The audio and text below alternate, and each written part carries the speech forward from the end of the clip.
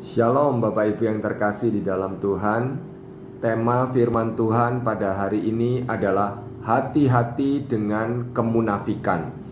Firman Tuhan terambil dari Matius pasal 7 ayat 21 hingga 23. Bukan setiap orang yang berseru kepadaku Tuhan, Tuhan akan masuk ke dalam kerajaan sorga, melainkan dia yang melakukan kehendak Bapakku yang di sorga.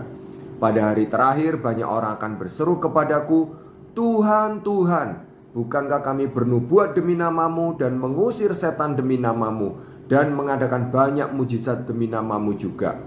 Ayat 23, pada waktu itulah aku akan berterus terang kepada mereka dan berkata, aku tidak pernah mengenal kamu, enyalah daripadaku kamu sekalian pembuat kejahatan. Bapak, Ibu, dan rekan-rekan muda yang terkasih, ada orang-orang yang senang beribadah memuji nama Tuhan, ya. Senang mendengarkan firman Tuhan. Saya percaya kita semua juga demikian, ya. Ada banyak orang-orang Kristen, termasuk Bapak Ibu dan rekan-rekan muda, saya percaya senang melayani Tuhan, ya. Bahkan ada orang-orang Kristen yang lain yang bisa punya kemampuan mengusir setan, ya, mengadakan mujizat-mujizat, ya. Tetapi sayangnya mereka hidup di dalam dosa, di dalam kemunafikan, ya.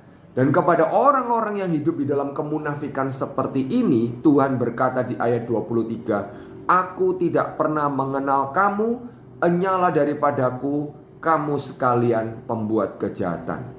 Bapak, Ibu, dan rekan-rekan yang terkasih, bagaimana dengan kita sebagai orang-orang yang mengaku percaya kepada Kristus, ya?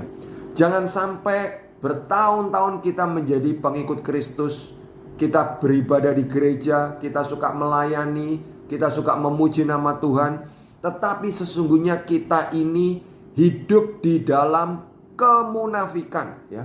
Dan itu bisa terjadi kepada remaja, pemuda, dewasa. Itu juga bisa terjadi kepada jemaat, kepada majelis, bahkan juga kepada hamba-hamba Tuhan, ya. Dan itu sebabnya kita perlu terus terbuka untuk dikoreksi oleh firman Tuhan. Kita perlu juga mengevaluasi diri kita di hadapan Tuhan. Kita perlu terbuka untuk menerima masukan-masukan, bahkan kritik dari orang lain, ya. Kita perlu secara rutin bertanya kepada Tuhan, apakah saya telah hidup berkenan kepada Tuhan, atau ternyata saya hidup di dalam kemunafikan.